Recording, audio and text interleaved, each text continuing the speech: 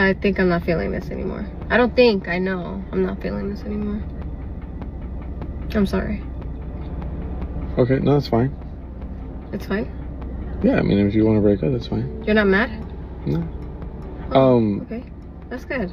But I'm glad we understand each other. Well, can you actually get out of my car then? For what? Well, because we're broken up, right? Yeah.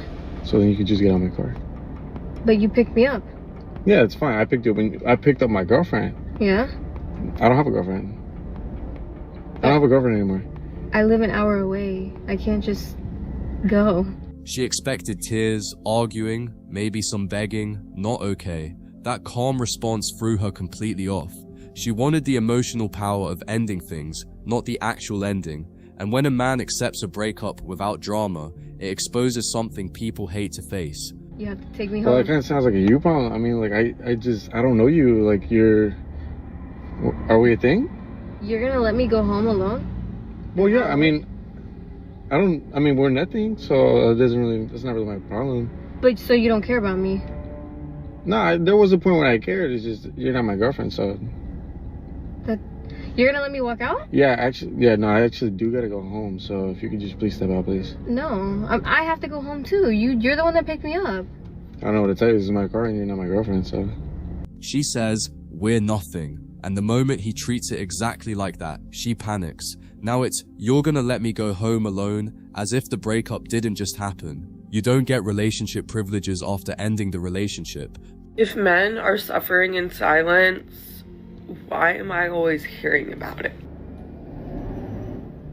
Like, can the suffering in silence guys tell the others so that they'll shut the times? I know, right? Could you imagine a man actually having emotions? Hearing about men suffering isn't the same as men being allowed to express it without getting mocked, minimized, or turned into a punchline like this. That last line says everything. Could you imagine a man actually having emotions? That's exactly why so many don't talk. The moment they do, it's sarcasm, jokes, or dismissal.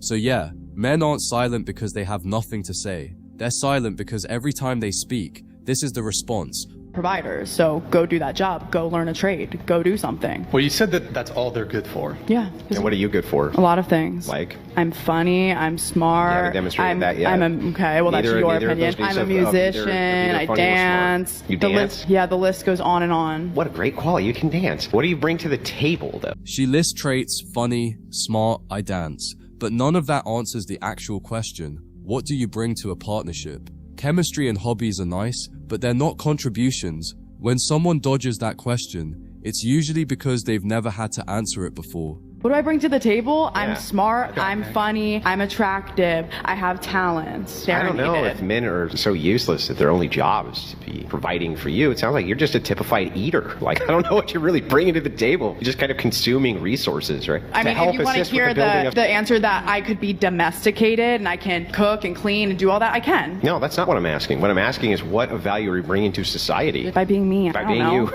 I'm enough. I am enough. She keeps answering a different question.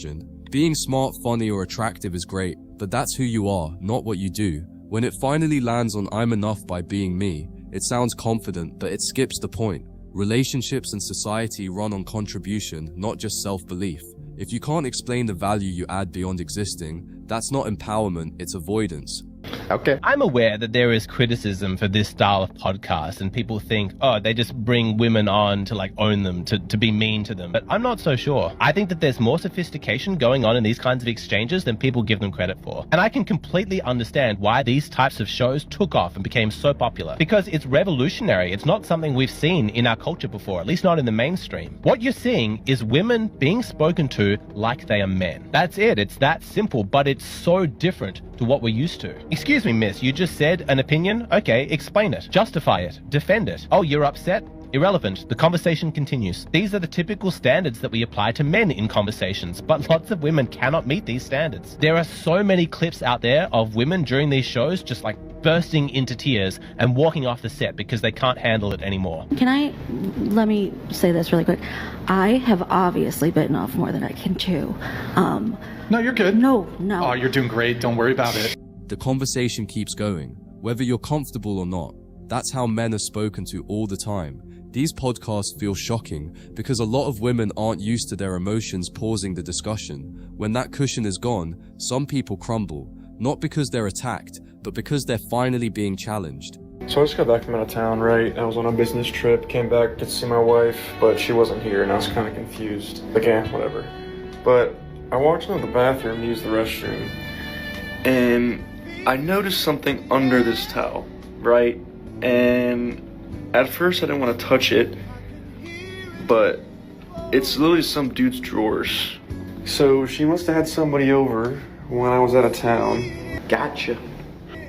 And must have been dumb enough, they both must have been dumb enough to leave freaking underwear on the ground where I can see it. At that point, there's no confusion left. You don't need explanations, excuses, or arguments. The evidence already said everything for her. So yeah, that's kind of what I'm dealing with right now. Unfortunately, my wife is going to face the consequences of what she did. But I guess that's how the world works. I did do some digging and did some research, and it does end up that she was on Tinder. So it's just kind of annoying. But yeah, we're done. He didn't go looking for proof. It found him, and Tinder just confirmed it.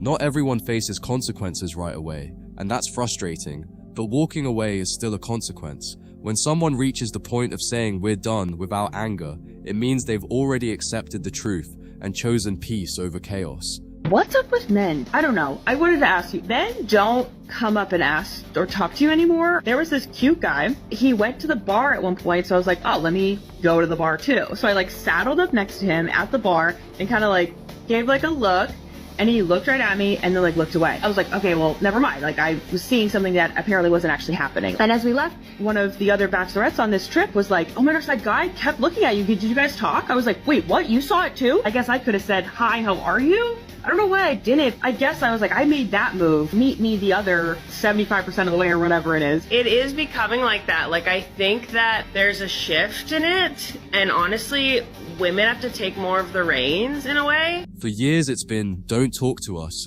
don't be creepy, and eventually men listened. So now when a guy makes eye contact and backs off, that's not him being clueless, that's him protecting himself.